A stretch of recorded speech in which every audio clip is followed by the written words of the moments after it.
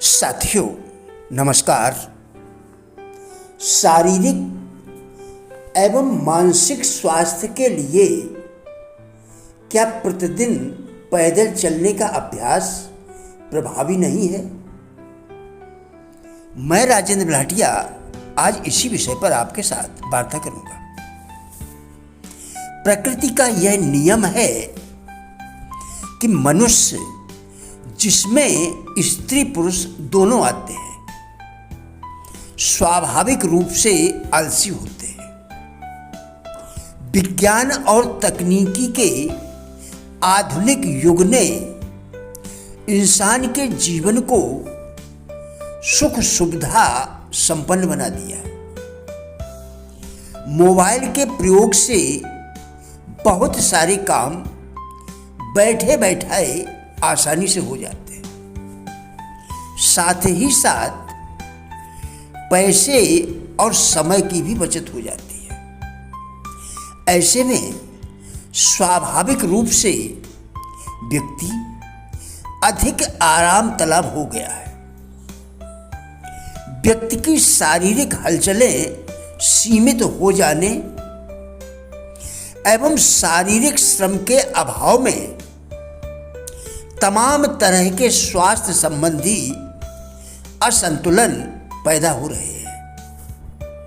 पहले से ही बिगड़ी जीवन शैली स्वास्थ्य संबंधी कई रोगों का कारण बनी हुई थी। उसके साथ चार दीवारी तक सीमित जीवन ने स्थिति को और बदतर कर दिया। हृदय रोग से लेकर मधुमेह, मोटापा, तनाव, अनिद्रा, रक्तचाप जैसी व्याधियां आम होती जा रही हैं। तनाव, अवसाद जीवन ऊर्जा को निचोड़ते हुए मानसिक संतुलन को बिगाड़ रहे हैं। ऐसे में रचनात्मकता एवं कार्य की उत्पादकता कम हो रही है।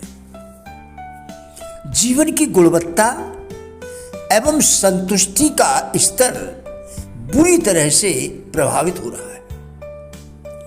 इनके उपचार के लिए शारीरिक एवं मानसिक स्तर पर कई तरह की चिकित्सा पद्धतियां प्रयोग में लाई जा रही हैं, जिनमें सर्वसुलभ एवं प्रभावी है पैदल चलने का अभ्यास। इसमें अच्छे जूते के अतिरिक्त अन्य किसी विशेष सामग्री की आवश्यकता नहीं पड़ती। आज की व्यस्त दिनचर्या में यदि विधिवत व्यायाम, योग, जिम या अन्य खेल में समय देना कठिन हो रहा हो, तो पैदल चलने का अभ्यास करते हुए शारीरिक श्रम की आवश्यकता को सहज रूप में पूरा किया जा सकता है। यदि नित्य आधा घंटे टहलने की आदत बना ली जाए तो इसके साथ हृदय रोग का खतरा कम हो जाता है। कृपया यह भी जानें, गलत सुझावों को ध्यान से सुनने वाला, अपने मन की चंचलता को दूर न करने वाला, दूसरों के कहने पर अपने उद्देश्य को छोड़ने वाला, गलत सुझावों को प्रोत्साहन देने वाला, गलत सुझावों का स्वागत करने वाला, गलत सुझावों में मजा लेने वाला व्यक्ति अवश्य ही पथभ्रष्ट हो जाता है और अपने जीवन का नाश कर लेते हैं। यदि हम चाहें तो अपने उद्देश्य को मन ही मन बारंबार दोहराते हुए बार बार उद्देश्य की पूर्ति का प्रण करते हुए अपने पथ पर बढ़ते रह सकते हैं। ऐसे में धीरे धीरे उस उद्देश्य के लिए कार्य करना हमारा स्वभाव बन जाता है और वह हमारी शक्ति को बढ़ाता है। इच्छा किसी काम को करने का दृढ़ निश्चय तथा किसी काम को करने की अपनी योग्यता के विषय में दृढ़ निश्चय एक ही बात है कि हम झुके नहीं और दृढ़ता से जमे रहें। निरंतर अपनी योग्यता व शक्ति का निश्चयात्मक विश्वास साहस को बार बार बढ़ावा देता है, क्योंकि साहस ही आत्मविश्वास की रीढ़ है। संतुलन, स्वास्थ्य और सफलता ही वास्तविकता है। असंतुलन, रोग एवं असफलता इन्हीं के अभाव की स्थिति के नाम है।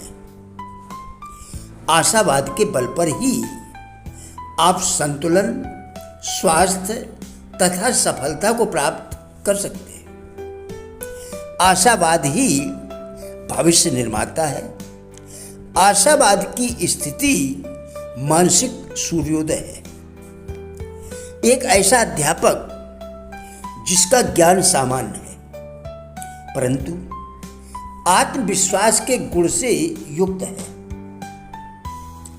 वह उस अध्यापक से 10 गुना अधिक सफल होता है जो महान विद्वान तो है पर अपना ज्ञान दूसरों तक नहीं पहुंचा सकता और प्रदर्शित नहीं कर सकता कि किस विषय पर उसका पूर्ण अधिकार है।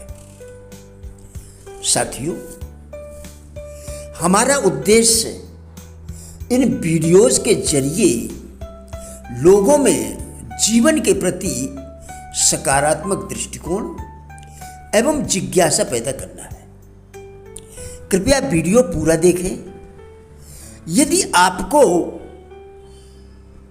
अपने जीवन के लिए यह वीडियो उपयोगी लगे तो कृपया सब्सक्राइब अवश्य करें, जिससे प्रतिदिन नया वीडियो इसी तरह का आपको मिलता रहे और आप अपने जीवन में बदलाव ला सकें। धन्यवाद।